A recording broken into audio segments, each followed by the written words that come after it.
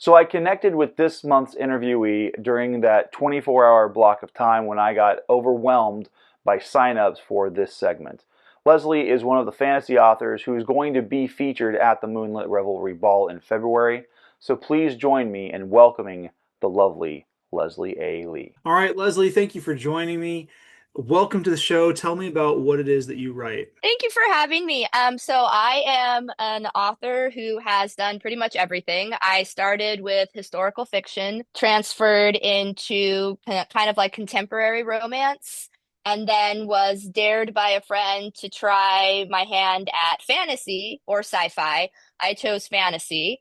And so I'm currently in the process of writing a four-part series entitled Legends of the Veil. So, how did you get into writing? Was this something that you've always wanted to do, or did you wake up one morning and you're like, I want to write a book? Yeah, I mean, kind of both. When I was really little, my mom would read to me, like the classics. So, like Charlotte's Web, Chronicles of Narnia, pretty much anything by C.S. Lewis or E.B. White. And because she was reading to me and my imagination was on overdrive, I decided that I wanted to create my own stories. But I started wanting to do that before I could even write. So, my mom would give me paper, I would draw the pictures, and then I would tell her what I wanted to say, and she would write down the words.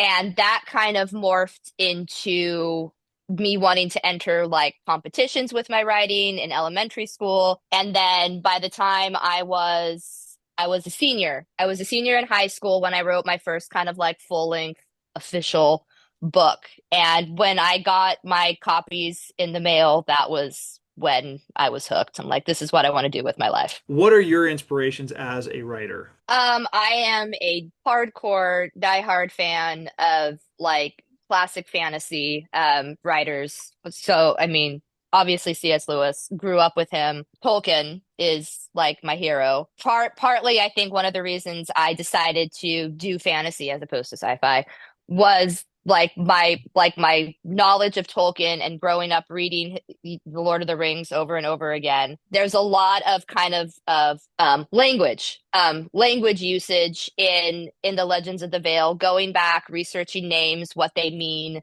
Mhm. Most of my names in Legends of the Vale come from like ancient Germanic or Nordic, Gaelic, and that's kind of like a homage to Tolkien and the way that he used language. Aside from fantasy writers, I love Leon Uris. I don't know if you're familiar with him, but he wrote massive, huge novels. Trinity was one of them. Trinity was my favorite. And then like the classic romantics. Jane Austen is a top favorite.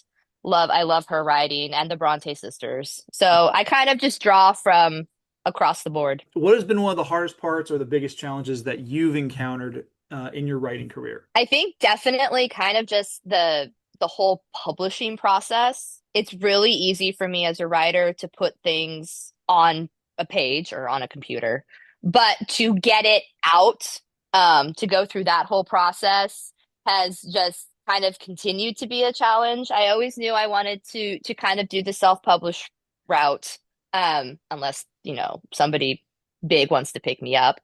That would be fine too.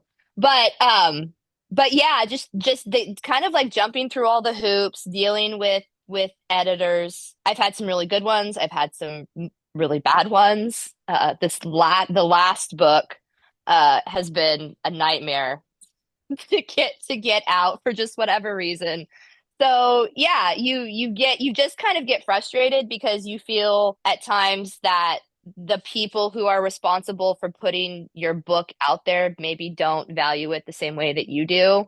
Mhm. And it's your baby. It's something that's very precious to you, and you want it to be respected and treated with the same care that you've put into writing. And so when that doesn't happen, you have to learn to control your temper and not anger the people that are gonna, Yeah. give you exposure. If you had any advice or tips for other would-be authors out there, what would you tell them, Leslie? I think the biggest thing is just to continue to be committed to your craft and believe in yourself. I know for me, I know I'm good at what I do, but I still continue to struggle with like motivating myself to continue. It's really hard when, you think you've got something big and then there's like no response or somebody critiques you and you take it personally. But ultimately, I love what I do, and I know that there are a lot of writers out there that love their craft and Hmm. love creating and coming up with these stories for people to read.